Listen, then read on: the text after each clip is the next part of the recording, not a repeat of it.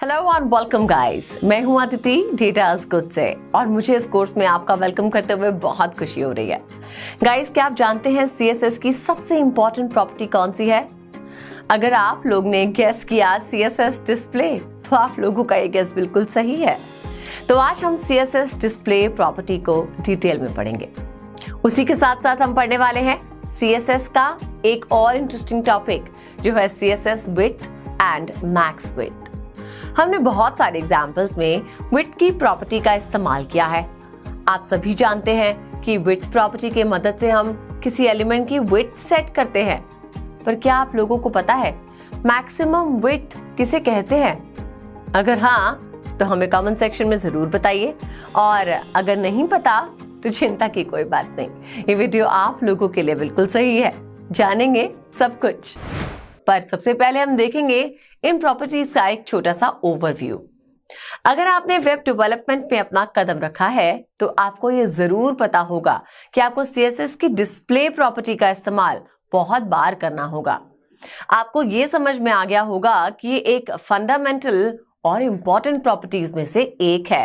HTML में हर element एक rectangular box है और CSS के डिस्प्ले प्रॉपर्टी पेज पर रेक्टेंगुलर बॉक्स एलिमेंट के बिहेवियर को कंट्रोल करने में मदद करता है। ऐसा क्यों है कि एक ऑर्डर्ड अनऑर्डर्ड लिस्ट में लिस्ट आइटम एक लिस्ट के फॉर्म में एक दूसरे के ऊपर वर्टिकली स्टैक्ड दिखाई देते हैं?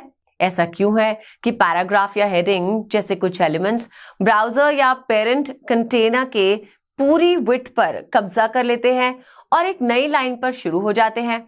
ऐसा क्यों है कि इमेजेस दूसरे एलिमेंट्स के साथ इनलाइन दिखाई देते हैं, ना कि नई लाइन में? इन अलग टाइप्स के बिहेवियर का आंसर इन एलिमेंट्स के डिस्प्ले प्रॉपर्टी के डिफॉल्ट वैल्यू में होता है।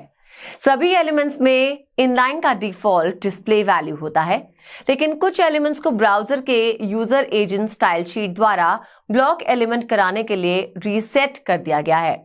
हमारी नीड्स के अकॉर्डिंग डिफॉल्ट डिस्प्ले वैल्यू को हमेशा मॉडिफाई या ओवरराइट किया जा सकता है। ब्लॉक और इनलाइन बहुत पॉपुलर एलिमेंट्स हैं। विड्थ और मैक्स विड्थ प्रॉपर्टी हम तब इस्तेमाल करते हैं जब हमें किसी एलिमेंट की विड्थ की लिमिट सेट करनी होती है। चलिए अब हम CSS डिस्प्ले प्रॉपर्टी के साथ इस लेक्चर में आगे बढ़ेंगे। CSS डिस्प्ले CSS की सबसे इंपॉर्टेंट प्रॉपर्टी के बारे में जानते हैं, जिसका इस्तेमाल एलिमेंट के लेआउट को कंट्रोल करना होता है। ये स्पेसिफाई करता है कि एलिमेंट कैसे डिस्प्ले होगा या कैसे डिस्प्ले होता है। तो गाइज, हर एलिमेंट के नेचर के हिसाब से उसका एक डिफॉल्ट डिस्प्ले वैल्यू होता है।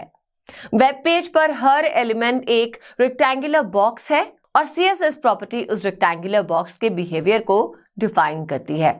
तो फिर चलिए बिना किसी देर के शुरू करते हैं आज की इस इंटरेस्टिंग जर्नी को, जहां हम CSS डिस्प्ले के बारे में सीखेंगे और उनके मजेदार एग्जाम्पल्स देखेंगे। और इस वीडियो को इंटरेस्टिंग बनाने के लिए हमने आपके लिए एक छोटा सा असाइनमेंट रखा है। तो इस जर्नी के लिए बहुत एक्साइटेड है ना? क्योंकि मैं तो हूं। वेल, अगर आप भी इस जर्नी के लिए एक्साइटेड हैं तो हमें कमेंट बॉक्स में बताइएगा जरूर। आज हम CDD के कुछ डिस्प्ले प्रॉपर्टीज साथ मिलकर सीखेंगे। तो जैसा कि हम जानते हैं, डिस्प्ले प्रॉपर्टी का सिंटैक्स है display at the ratio value. अब हम देखते हैं CSS डिस्प्ले वैल्यूज जो कॉमनली इस्तेमाल किए जाते हैं। Display inline, display inline block, display block, display none. चलिए अब एक एक करके इन प्रॉपर्टीज के बारे में सीखते हैं।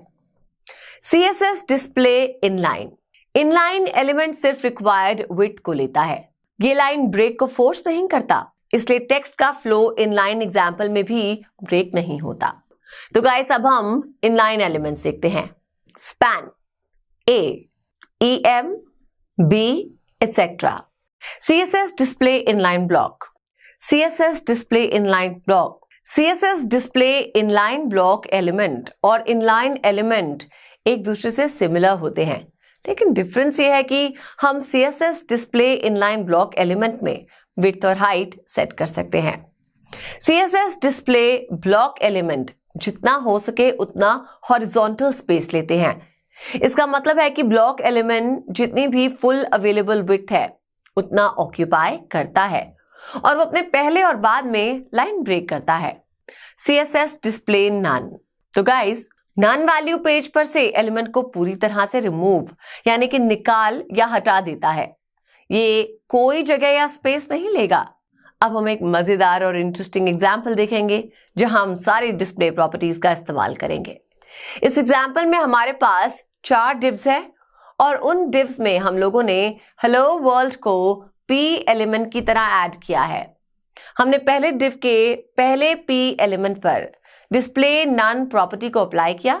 तो गाइज अब हमने डिस्प्ले अप्लाई किया है, दूसरे के लिए इनलाइन, फिर तीसरे के लिए डिस्प्ले ब्लॉक करें और p एलिमेंट पर हमने डिस्प्ले इनलाइन ब्लॉक अप्लाई किया है। अब चलिए इस मजेदार और इंटरेस्टिंग एग्जाम्पल का आउटपुट देखते हैं। जैसा कि हम देख सकते हैं पहले डिव में हेलो वर्ल्ड डिस्प्ले नहीं हो रहा क्योंकि हमने अप्लाई किया है display none.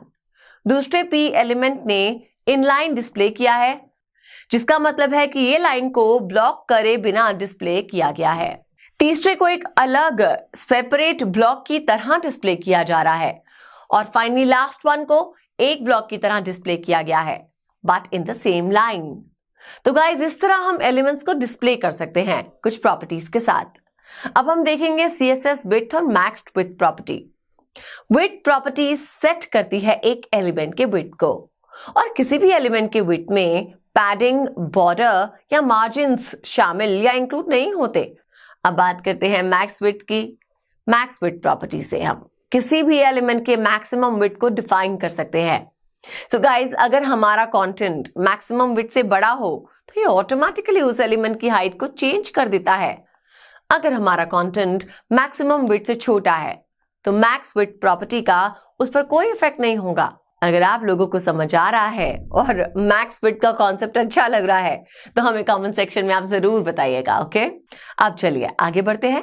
Block level element के विड्थ को सेट करने से ये प्रिवेंट करेगा कि वो अपने कंटेनर के एजेस तक स्ट्रेच ना हो।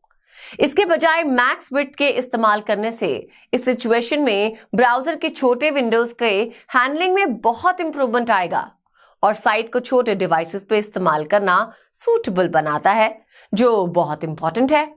तो इसे बेहतर समझने के लिए हम एक इंटरेस्टिंग सा एग्जाम्पल देखते हैं। जैसा कि आपने देखा यहां हम 2 डिव्स का इस्तेमाल कर रहे हैं। पहले डिव पर हमने विड्थ 500 पिक्सल और दूसरे डिव पे हमने मैक्स विड्थ 500 पिक्सल अप्लाई किया।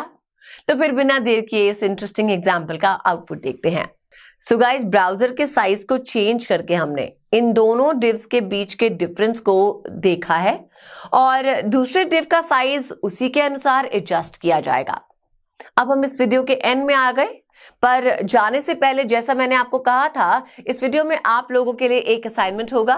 तो ये है, एक डिव एलिमेंट क्रिएट करें और p एलिमेंट को ऐड करें having display inline block p welcome p। खैर अभी के लिए बस इतना ही। आज हम अपना सेशन यहीं एंड करेंगे। प्रैक्टिस करते रहिए और अपने रिस्पॉन्सेज हमारे साथ शेयर करते रहिए और अगर आपको कोई भी डाउट या क्लैरिफिकेशन चाहिए तो हमें कमेंट करके बताइए, हम आपके सारे डाउट्स क्लियर करने की कोशिश करेंगे। अगर आपको ये वीडियो अच्छा लगा हो तो प्लीज इस वीडियो को लाइक, शेयर और वीडियो पे कमेंट जरूर करें। आपके रिस्पॉन्ड करने से हमें मोटिवेशन मिलेगी और हम बेहतर वीडियोस बना पाएंगे। Goodbye, take care.